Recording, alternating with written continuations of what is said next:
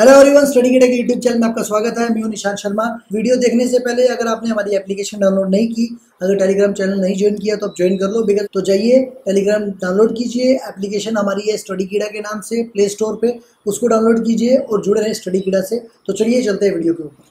ये जो वीडियो है ये डेप्यूटेशन पोस्ट के लिए है। डेप्यूटेशन पोस्ट किस में आई है? असिस्टेंट मैनेजर असिस्टेंट मैनेजर की आई है और एग्जीक्यूटिव की आई है।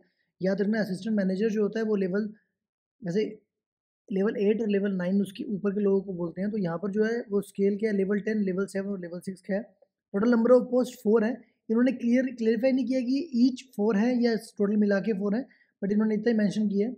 ये जो पोस्ट है वो कमर्शियल डिपार्टमेंट के लोगों के लिए है। उन्होंने बोला है कि जो आदमी रिजर्वेशन सुपरवाइजर में काम कर रहा है या चीफ रिजर्वेशन सुपरवाइजर के अंदर काम कर रहा है और जिसको पीआरएस की अच्छी नॉलेज है, जिसने बी टेक कर रखा है या एमएससी कर एमसीए कर रखा है, minimum 10 years experience in all और एनी ऑफ द फॉलोइंग, 10 साल की नॉलेज है उनको, ये फॉलोइंग जो रिक्वायरमेंट्स उन्होंने मांगी हैं वो एलिजिबल है इस पोस्ट के लिए।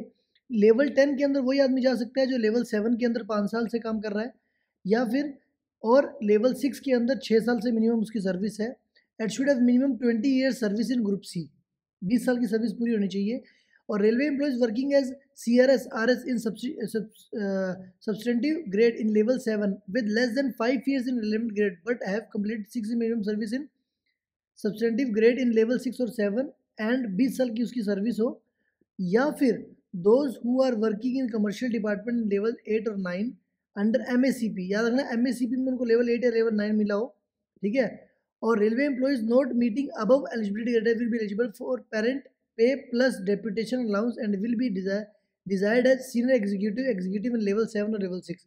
वो क्या बोल रहे हैं, आपके पास ये फॉलोइंग एलिजिबिलिटी होनी चाहिए। अगर ये नहीं है तो अगर आप railway employees not meeting above eligibility criteria will be eligible for the parent pay plus deputation, मतलब जो आपको पे मिलती है प्लस डेप्यूटेशन मिलेगा और आपको क्या सीनियर एग्जीक्यूटिव या एग्जीक्यूटिव की पोस्ट हम दे देंगे लेवल 7 या लेवल 6 के। अगर वो आपके पास क्वालिफिकेशन रही तो आपको हम क्या बनाएंगे, लेवल 10 या लेवल 7 के लेवल 10 के अंदर नाम आपको लेके जाएंगे, वो उन्होंने बोला। इसके अंदर क्या बोला, 50 साल से उम्र ऊपर नहीं होनी चाहिए, 5 साल के लिए ये लेटर आया है। इसके अंदर ने बोला कि आपको आप अगर क्वार्टर रखना चाहो तो रिटेंशन रख सकते हो एज पर रेलवे गाइडलाइन। अगर आपको लीज लेनी है, प्राइवेट लीज मिलती है वो मिलेगी। अगर आप चाहो तो आप मेडिकल फैसिलिटी रेलवे की छोड़ के हमारी ले सकते हो। ट्रांसपोर्टेशन अलाउंस के जो बेनिफिट्स हैं वो आपको सेंट्रल रेलवे के हिसाब से सेंट्रल गवर्नमेंट के हिसाब से मिलेंगे। और 30 दिन के अंदर आप क्रिस को अप्लाई कर सकते हो। ये लेटर जो है वो 23/9 का है, मतलब 22/10 तक आप एलिजिबल हो। अभी दिन पड़े हैं कम से कम 15 दिन। तो अगर आप इस फॉर्म को भरना चाहते हो, लोकेशंस जो है वो न्यू दिल्ली की भी है और मुंबई की भी है। तो कोई अगर क्रिस में जाना चाहता है तो इस अच्छी पोस्ट है उसको भर सकता है। और नीचे फॉर्म दिया है, ये पूरा फॉर्म भर के आपको पर्सनल डिपार्टमेंट में सबमिट करना है। वो आपका अपार, आपका DAR, आपका विजिलेंस और बाकी जो रिक्वायर्ड डॉक्यूमेंट है वो लगा के जो इन्होंने मेंशन किया है वहाँ पर भेज देंगे। ये सब लिखा है देखो, DAR, अपार और विजिलेंस, और ये सब लगा के वो भेज देंगे। और आपके कंट्रोलिंग ऑफिसर कौन रहेंगे, सीनियर DCM उनके पास जाएगी और वो मतलब उनसे कंकरेंस लेते हैं, वो लेने के बाद उनके पास चला जाएगा। और अगर आप एलिजिबल होते हो तो आपको वो सिलेक्ट कर लेंगे। तो अगर आप फॉर्म में इंटरेस्टेड हो तो आप भर सकते हो। इसके अलावा क्रिस की एक और वैकेंसी आई है, ये सिंगल पोस्ट आई है, ये अकाउंट्स डिपार्टमेंट के लिए आई है। ये असिस्टेंट मैनेजर और एग्जीक्यूटिव की पोस्ट है। ये भी लेवल 10 और लेवल 6 की है, मतलब असिस्टेंट मैनेजर लेवल 10 हो गया और एग्जीक्यूटिव लेवल 6 हो गया। 5 ईयर्स ऑन यूजुअल टर्म पे है।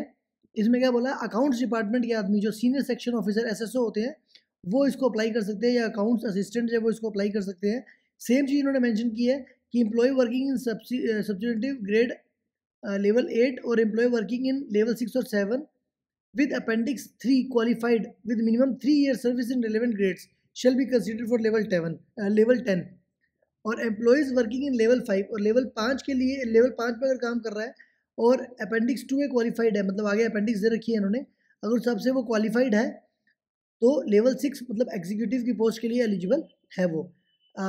Date up to the which case is exempt from the rule of immediate absorption, ये 19/5/2026 तक आप मतलब अगर एब्जॉर्ब होना चाहो तो उससे आप मतलब एग्जाम्प्ट रखे जाओगे। आप वही सेम चीज़, आपको अकोमोडेशन दिया जाएगा गवर्नमेंट की तरफ से, आपको प्राइवेट लीज के पैसे मिलेंगे। उसके अलावा डेपुटेशन पे जाओगे तो क्रिस की मेडिकल फैसिलिटी आप ले सकते हो रेलवे की छोड़ के। ट्रांसपोर्टेशन आपको सेंट्रल गवर्नमेंट के हिसाब से मिलेगा। ये वही सेम डॉक्यूमेंट आपको जमा कराने हैं और कहाँ भेजने हैं, ये नीचे एड्रेस लिखा हुआ है इन्होंने, तो पूरा लेटर पढ़ोगे आपको समझ आ जाएगी। हमारा काम नई वैकेंसीज आके आपको बताना है, बाकी लेटर आप एक बार खुद अच्छे से पढ़ोगे, कुछ डाउट आ गया आप नीचे कमेंट डाल दो, तो हम उसका रिप्लाई कर देंगे। ये पूरा फॉर्म भर के आपके सीनियर डीएफएम सर जो है उनके कंकरेंस लेके आगे फॉरवर्ड होगी, और ये पर्सनल डिपार्टमेंट पूरा काम करता है। तो अगर आप इंटरेस्टेड हो तो पोस्ट में अप्लाई करो, कर दो। इससे पहले हमने एक लॉ के अंदर अगर आप मतलब अगर आपके पास लॉ डिग्री है तो उसकी भी वैकेंसीज आई थी, वो बहुत सारी वैकेंसीज थी, वो भी आप वीडियो जाके देख सकते हो। और कुछ नया आएगा तो हम जरूर डालेंगे। टिल देन जुड़े रहें स्टडी कीड़ा से। धन्यवाद।